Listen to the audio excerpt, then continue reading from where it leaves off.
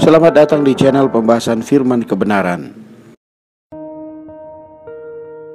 Ada satu perkara yang penting di dalam pekerjaan rohani, yaitu mengetahui contoh di atas gunung.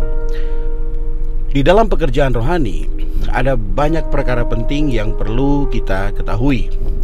Jika kita kekurangan salah satu darinya, maka kita tidak akan diperkenan oleh Allah. Tetapi di antara semua perkara penting itu, yang paling penting adalah contoh di atas gunung. Contoh di atas gunung ini adalah rencana Allah. Jika kita tidak memahami rencana Allah, maka mustahil kita dapat melakukan pekerjaan Allah. Surat Ibrani memberitahu kepada kita bahwa kemah suci itu dibuat menurut contoh yang telah Allah tunjukkan di atas gunung. Sebelum Musa mendirikan kemah suci, maka terlebih dahulu ia harus tinggal di atas gunung selama 40 hari 40 malam. Di sana Allah menunjukkan model dan cara untuk membuat kemah tersebut. Mulai dari ruang kudus sampai mesbah, lapisan-lapisan penutup pada kemah, harus memakai bahan apa, warnanya apa, semuanya telah diberi contoh yang pasti. Tidak ada satu benda atau perkara yang sembarangan. Semua itu memiliki aturan dan standarnya yang telah ditetapkan oleh Allah sendiri. Mesbah korban bakaran, bejana pembasuhan, meja roti sajian, kandil, mesbah ukupan, tabut, dan segala perobotan lainnya harus memakai emas berapa berat, memakai kayu apa, berapa panjang, berapa lebar dan tingginya, juga bagaimana warnanya. Semua itu harus menurut contoh yang telah Allah tetapkan. Tidak ada satupun yang berdasarkan inisiatif Musa sendiri. Nah, sebagaimana membangun kemah suci, di dalam hal membangun gerejanya pun Allah mempunyai rencananya sendiri. Baik perkara besar ataupun kecil, semua sudah ada cara untuk membuatnya yang ditentukan oleh Allah sendiri. Musa tidak bertanggung jawab atas denah kemah suci itu. Dia hanya bertanggung jawab untuk mengerjakan menurut contoh yang telah ditunjukkan Allah di atas gunung. Artinya, kemuliaan seorang yang melayani Tuhan bukan bergantung pada pintarnya ia membuat metode-metode bagi pekerjaan Allah, melainkan tergantung pada apakah ia bisa melakukannya menurut kehendak Allah ataukah tidak. Ada banyak orang mengira bahwa Allah tidak seketat itu. Mereka mengira bahwa Allah masih meninggalkan beberapa perkara yang perlu dikerjakan menurut pendapat mereka sendiri. Hari ini ada banyak nubuat palsu terjadi. Ketika nubuat dan ramalan mereka tidak terjadi, mereka merasa biasa saja. Mengapa? Ya, karena mereka bernubuat dengan alamiah mereka, tetapi mengatakannya dari Allah. Begitu pula ada banyak sekali perayaan-perayaan yang tidak diperintahkan Tuhan di dalam perjanjian baru, tetapi dilakukan oleh para pengasih-pengasih Tuhan. Mereka ingin melakukan yang tidak diperintahkan. Mereka berpikir ingin membahagiakan Allah dengan merayakannya, tetapi mereka tidak mau melakukan apa yang diperintahkan. Mereka selalu berkata, tidak ada salahnya kok. Apa salahnya sih? Tidak ada larangan kok. Masalahnya adalah apakah ada perintah Tuhan ataukah tidak. Tetapi ini pun dibantah oleh para yang katanya mengasihi Tuhan ini. Oh, demi apa yang tidak diperintahkan Tuhan, orang percaya pun menjadi sangat-sangat berani dan terlalu berani. Semoga Tuhan membelas kasihani kita. Di dalam Mazmur pasal 19 ayat 14 dikatakan di sana, lindungilah hambamu dari dosa kekurang ajaran. Janganlah dosa itu menguasai aku, maka aku menjadi tak bercela dan bebas dari pelanggaran besar. Saudara-saudari, dosa kekurang ajaran di sini mengacu kepada dosa memberontak atau melawan dan dosa kelancangan yang berbuat seturut kemauan sendiri. Ayat ini memberitahu kita bahwa di hadapan Allah, hamba-hamba Allah mungkin saja melakukan dua macam dosa ini, yaitu pertama adalah dosa kelancangan, yaitu berbuat semaunya sendiri, dan yang kedua adalah dosa memberontak atau melawan. Allah menyuruh Anda melakukan sesuatu, namun Anda tidak mau melakukannya. Inilah dosa melawan. Terhadap dosa ini, kita semua tahu bahwa kita mau menyingkirkannya dan tidak ingin melakukannya. Tetapi saudara-saudari, ingatlah, bukan hanya melawan adalah dosa, berbuat semau diri sendiri pun, berbuat lancang juga adalah dosa. Allah tidak menyuruh Anda, namun Anda melakukannya. Inilah dosa kelancangan. Memberontak atau melawan berarti tidak melakukan seturut perintah Allah. Lancang berarti melakukan apa yang tidak disuruh Allah. Melakukan sesuatu di luar Allah itulah bertindak lancang. Allah berfirman, janganlah berzinah, janganlah mencuri. Jika seseorang melanggar ini berarti berbuat dosa. Terhadap ini kita cukup jelas. Tetapi seringkali kita mengira bahwa kita boleh dengan sesuka hati kita melakukan hal-hal yang tidak Allah suruh. Tak tahunya itu juga berarti berbuat dosa. Jika Allah tidak menyuruh Anda melakukan sesuatu dan Anda melakukannya berdasarkan maksud Anda sendiri, maka meskipun yang Anda kerjakan itu sangat baik, namun di hadapan Allah itu adalah dosa. Di dalam pekerjaan Allah, menentang dan lancang itu belum tentu didasari motivasi yang salah. Umumnya manusia salah tanggap. Mereka mengira tuntutan Allah hanyalah pelayanan saja, sedang cara pelayanan terserah kepada masing-masing pelakunya. Kita harus tahu bahwa pelayanan yang tanpa perintah Allah tidak akan diperkenan oleh Allah. Jadi kita harus jelas bahwa pekerjaan kita itu ditetapkan oleh Allah. Kita pun wajib tahu bagaimana cara dan waktu pelaksanaan pekerjaan itu. Itu juga ditetapkan oleh Allah. Oh, entah berapa banyak kegairahan yang sama seperti api asing, seringkali tanpa melalui penanggulangan salib, tanpa menolak pendapat dan hikmat diri sendiri, bahkan menurut daging. Manusia mengira dengan berbuat ini atau itu bisa menyemarakkan pekerjaan Tuhan dan dapat diperkenan oleh Allah. Kegairahan itu memang ada, tetapi bukan berasal dari Allah. Itu memang adalah api, namun bukan api dari mezbah. Itu adalah api asing. Nadab dan Abihu adalah anak-anak Harun, imam besar pilihan Allah.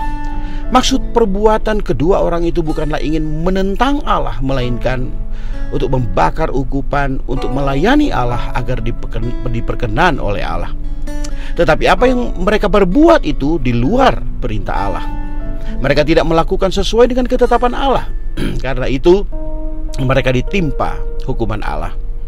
Mungkin mereka mengira bahwa boleh saja membakar ukupan dengan api asing, sebab Allah tidak mengeluarkan larangan atasnya.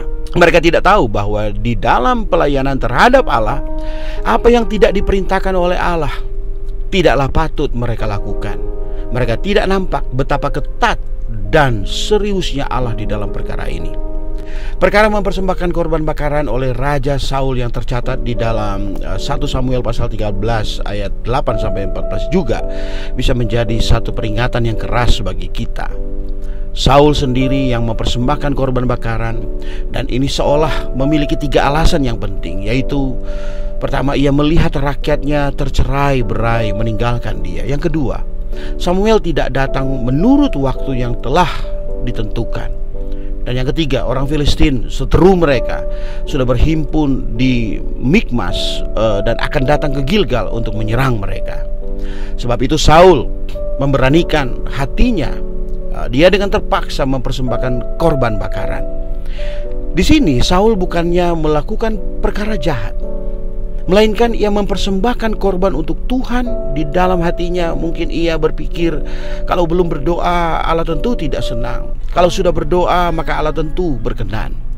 Dia mengira kalau lebih banyak melakukan pelayanan kepada Allah maka pasti akan dapat menyelamatkan rakyatnya dari tangan musuh. Padahal tidaklah demikian. Samuel berkata kepadanya, perbuatanmu itu bodoh. Engkau tidak mengikuti perintah Tuhan Allahmu yang diperintahkannya kepadamu. Sebab sedianya Tuhan mengokohkan kerajaanmu atas orang Israel untuk selama-lamanya. Tetapi sekarang kerajaanmu tidak akan tetap. Tuhan telah memilih seorang yang berkenan di hatinya, dan Tuhan telah menunjuk dia menjadi raja atas umatnya, karena engkau tidak mengikuti apa yang diperintahkan Tuhan kepadamu. 1 Samuel pasal 13 ayat 13-14. Perkataan Saul coba kita perhatikan di sini. Perkataan Saul, dia katakan, maka pikirku, di dalam ayat 12. Maka pikirku itu bukanlah perintah Allah. Saudara-saudari, Allah menghendaki kita melayani Dia menurut perintahnya, bukan menurut pikiranku, pikirku atau anggapanku. Sesungguhnya mendengarkan lebih baik daripada kurban sembelihan. Memperhatikan lebih baik daripada lemak domba jantan. 1 Samuel pasal 15 ayat 22. Inilah yang harus selalu diingat oleh setiap orang yang melayani Allah. Ada kalanya kita juga seperti Saul. Banyak perkara yang kita lakukan secara tergesa-gesa. Banyak seolah-olah tak dapat ditunda lagi. Kita sulit percaya bahwa Allah tidak pernah terlambat. Kita tidak sabar menunggu waktu Allah. Kita hanya melihat keperluan diri sendiri atau keperluan di sekeliling kita, sehingga kita lupa menunggu waktu Allah. Dan kita pun terus melakukan perkara-perkara yang tidak diperintahkan oleh Allah. Di dalam kisah yang terdapat di dalam 2 Samuel pasal 6 ayat 1-7, di sana kita melihat ada Usa dan Ahio. Mereka adalah anak-anak Abinadab.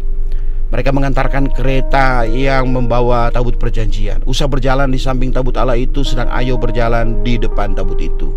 Ketika mereka sampai ke tempat pengirikan Nakon, maka Usa mengulurkan tangannya kepada tabut Allah itu, lalu ia memenggangnya.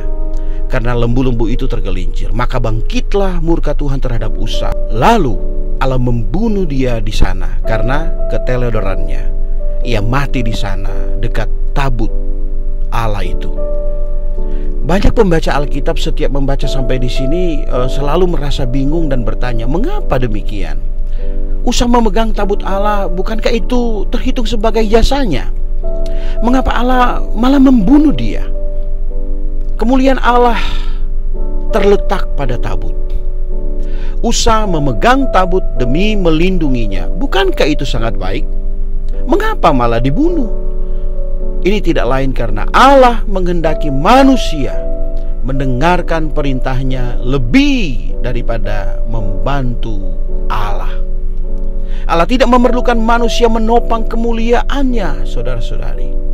Barang siapa menjamah tabut Allah, maka pasti akan dibunuh. Persoalannya di sini bukanlah bagaimana kalau tabut itu terguling, melainkan apakah Allah memerintahkannya melakukan itu ataukah tidak. Sungguh mengerikan, saudara-saudari. Di antara hamba-hamba Allah hari ini juga ada yang berbuat seperti Usa, yaitu membantu pekerjaan Allah, ingin membantu Allah dengan tangan daging manusia. Orang yang demikian akan terjatuh ke dalam hukuman Allah. Saudara-saudari, ingatlah, hanya perintah Allah yang harus kita perhatikan. Ada orang ingin mengerjakan perkara yang tidak Allah suruh. Mereka ingin dengan maksud dirinya sendiri mendapatkan perkenan Allah. Perkara yang tidak Allah perintahkan malah dikerjakan sekuat tenaga mereka. Mereka tidak tahu bahwa perbuatan mereka itu tidak saja bisa diperkenan oleh Allah, malahan akan mendapatkan hukuman dari Allah. Hari ini yang Allah tuntut dari kita ialah agar kita teguh berpegang pada satu hal. Apa yang Allah perintahkan akan kami laksanakan. Apa yang tidak Allah perintahkan tidak akan kami lakukan. Kita wajib berpegang kepada kedudukan demikian. Paulus adalah seorang rasul yang benar-benar berbobot. Dia adalah rasul besar. Dia menulis kepada kaum saleh di Korintus, kami tidak mau bermegah melampaui batas, melainkan tetap di dalam batas-batas daerah kerja yang dipatok Allah bagi kami, yang meluas sampai kepada kamu juga. Kami tidak melewati batas daerah kerja kami, seolah-olah kami belum sampai kepadamu. Tetapi kami berharap bahwa apabila imanmu makin bertumbuh, kami akan mendapat penghormatan lebih besar lagi di antara kamu jika dibanding dengan daerah kerja yang dipatok untuk kami. 1 Korintus pasal 10 ayat 13-15. Paulus dapat berkata demikian karena ia cukup berpengalaman dan matang. Dia berkata bahwa ia tak ingin melampaui batas yang dipatok Allah baginya. Ia tak mau menjangkau daerah yang tidak Allah perintahkan kepadanya. Tempat yang Allah amanatkan kepadanya, di sanalah ia dengan sungguh-sungguh berjerih lelah memenuhi kewajibannya. Ia tidak mau melancangi Allah untuk memikul tanggung jawab di tempat-tempat yang tidak ditetapkan Allah baginya. Setiap kali ada pekerjaan terbentang di depan kita, saudara-saudari, kita perlu bertanya terlebih dahulu, apakah ini sesuai dengan hasrat Allah? Apakah ini berkenan di hati Allah ataukah tidak? Semoga kita hanya mau kehendak Allah saja. Kita mengerjakan pekerjaan rohani bukan karena pekerjaan itu bagus, bukan pula karena situasi memerlukan bantuan kita, melainkan pertama-tama kita mencari perkenan Allah. Kalau kita ingin menjadi orang yang berguna di tangan Allah, maka kita harus bertindak sesuai dengan maksud hati Allah. And the truth shall set you free. Ini zaman pemulihan Tuhan. Tuhan Yesus memberkati. Amin.